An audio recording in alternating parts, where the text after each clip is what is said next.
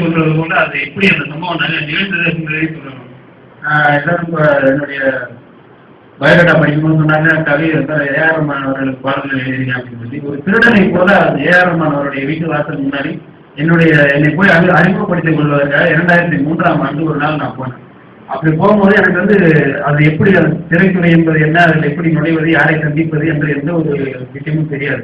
அப்படி ரொம்ப பச்சில பாலகம் போல நான் அந்த இடத்துல போகும்போது என் இடத்துல இருந்து என்னுடைய கவிதைகளை எப்படியாவது வெளிக்கொண்டு வரணும் அப்படிங்கிற ஒரு வெறி. அப்போ நான் அன்னைக்கு போகும்போது அந்த வாசல்ல ஒரு சென்ட்ரி போட்டுருந்தாங்க போலீஸ். அந்த வாசலை தாண்டி தான் போனேன். எங்க நம்ம போனால் நம்ம கழுத்துல பிடிச்சிருவாங்களோ அப்படின்னு தன்மான உணர்ச்சியும் தமிழர்களுக்கு உள்ளது கூட எனக்கும் இருந்தது. அந்த வாசலை கடந்து போகும்போது அதுக்கு அடுத்த இருந்த ஒரு கட்டிடத்துல ஒரு பெயர் பலகை பார்த்தேன். அந்த பெயர் பலகையில குறித்திருந்த வாசகம் இசை நாடகத்துறை அமைச்சகம் அப்படின்னு. சரி, இங்க போய் முதல்ல வாய்ப்பு கேட்போம். வந்ததுக்கு முதல்ல எங்கேயும் கழுத்தை பிடிக்காத இடத்துல ஒரு வாய்ப்பு கேட்கலாம் அப்படின்ற முயற்சியில உள்ள நுழைஞ்சேன்.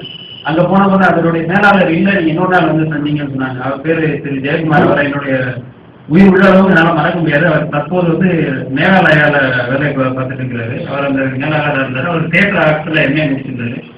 அவருடைய வழிகாட்டுதலின் பேரில் அவருடைய கவிதைகளை படிக்கும்போது ஒரு புதிய கவிஞனை பார்ப்பது போலவே இல்லாமல் ஒரு சக மனிதனை போல அவர் என்னை நடத்தினார். அவர் ஒரு மலையாளி இருந்தாலும் என்னுடைய கவிதைகளை ஆங்கிலத்திலும் மொழிபெயர்த்து சொல்லி கேட்டார். கவிதைகளை கேட்டுவிட்டு என்னோட ஆங்கில கவிதைகளையும் படித்துவிட்டு உன்னுடைய கவிதைகளில் நல்ல தரம் இருக்கின்றது, நீ முறையாக இது போன்று நடக்கக்கூடிய அமைப்புகளில் சென்று உன்னை நினைத்துக் கொண்டால் நீ நிச்சயமாக வளர்ந்து வரலாம் என்பதை என்னிடத்தில் சொல்லி காட்டினார். அவருடைய வார்த்தை இணங்க ஒரே வாரத்திற்குள்ளாக இந்து நாளிதழில் வரக்கூடிய இந்த விளம்பரத்தை பார்த்துவிட்டு இந்த நிகழ்ச்சிகளில் இணைந்தேன். அந்த 21/3/2004 அப்படின்னு நான் மறுபடியும் சொல்ல விரும்புகிறேன் அப்படின்னாக்கா, அந்த நாளில் அது நான் என்னுடைய 2வது முறை நான் வந்தது கவிதைகளுக்கு. அது முதலில் ஒரு கவிதைக்கு பரிசு பெற்றேன். என்னோட கவிதைக்கு வாழ்க்கையிலே கிடைத்த முதல் பரிசு அதுதான். எனக்கு கவிதையாக பரிசாக கிடைத்த கவிதை உறவு இன்னொரு பரிசு நான் கருதுறேன். ஐயா அப்புறம் இன்னொரு விஷயத்தை சொல்லுவாங்க, கவிதை உறவில் கவிதை வாசிப்பவர்கள் பரிசுக்காக வாசிப்பவர்கள் அல்ல அப்படின்னு. அந்த விஷயமா எனக்கு ஏன்னா இன்னும் ஒரு குறுகிய காலத்துல ஒரு மனிதனை முழுமைப்படுத்துவதற்கான விஷயங்கள் கவிதை உறவுல எப்பவுமே எனக்கு நான் இன்னைக்கு இந்த விழாவில் பேசணுன்றதுக்காக பேசல, நாட்காலமாக நான் நினைத்து வருகிறேன். ஏன்னா பல முறைகள் என்னுடைய கவிதைகளில் சோகமே தாக்கியிருக்கேன். புத்தகத்தை வெளியிட இருக்கக்கூடிய நேஷனல் பதிப்பகத்தாளர்கள் முதலில் நான் போய் பார்க்கும்போது ஒரே ஒரு கேள்வி கேட்டது, நீ நாமுத்துக்குமாரா பா விஜயா, நீ யார், உன்னுடைய முகவரி என்ன, இந்த கேள்வி தான் நீ கேட்டாங்க. சரி, இந்த கேள்வியை தாண்டி கொண்டு நான் திரும்பி போயிட்டேன். அவர்கள் கேட்டதில் தவறில்லை. ஏன்னா நீ புத்தகங்கள் விற்கிறது ரொம்ப கடினமா இருக்கு. அப்புறம் போனதுக்கு பிறகு நான் கல்லூரி விரிவுரையாளர் வேலை கிடைச்சது. புதுக்கோட்டைக்கு போனேன். எல்லாருமே ஒர்க் பண்ணிட்டு இருக்கும்போது எனக்கு ஏஆர் ரஹ்மான் அவர்களையும் சந்திக்க வாய்ப்பு கிடைத்ததுக்கு முன்னாடி அவருடைய அனுமதியின் பேரில் எனக்கு இந்த பாடல்களை எழுதக்கூடிய வாய்ப்பு கிடைத்தது. அதையும் நிரூபிக்கக்கூடிய ஒரு சந்தர்ப்பத்தை இறைவன் எனக்கு நல்கினார் என்பதையும் இந்த உடலை மகிழ்ச்சியுடன் தெரிவித்து போகிறேன்.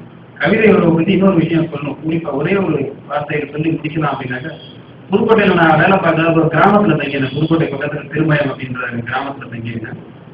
அந்த சாயந்தரத்தில் நான் மாலை நேர கொள்கைக்காக பள்ளிக்கூடத்துக்கு போகிறேன். அப்போ பார்த்தீங்கன்னா ஒரு மரம் மட்டும் சத்தம் போட்டுக்கிட்டே இருக்கும். என்னடா அந்த மரம் மாலை நேரத்தில் அது கருக்கல் வந்த இடத்துல சத்தம் போடுது அப்படி நிமிர்ந்து பார்த்தோன்னா சத்தம் இருக்காது.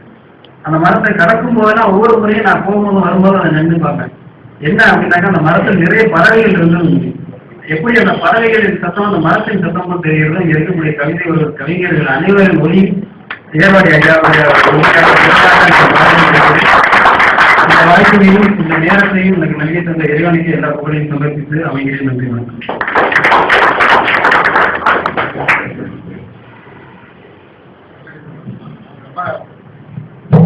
அவையோருக்கு என் வணக்கங்கள். சார் எங்களை அறிமுகப்படுத்தும் போது சொன்னாங்க, அவங்க அம்மா முதல்ல என் குடும்பத்தோட எல்லாரும் வந்திருக்காங்க அப்படின்னு.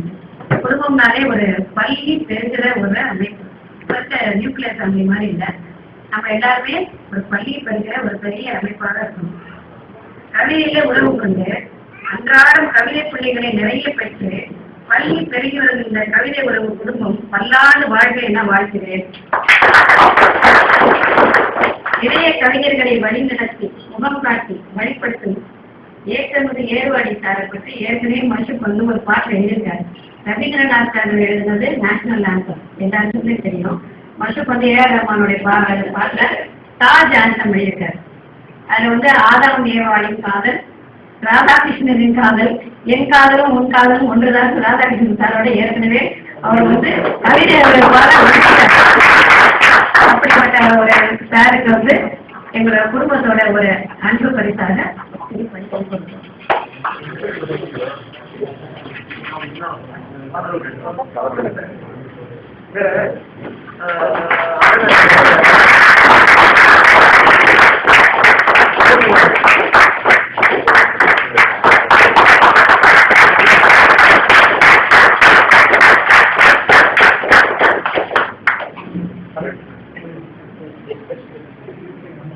ஓரளவுக்கு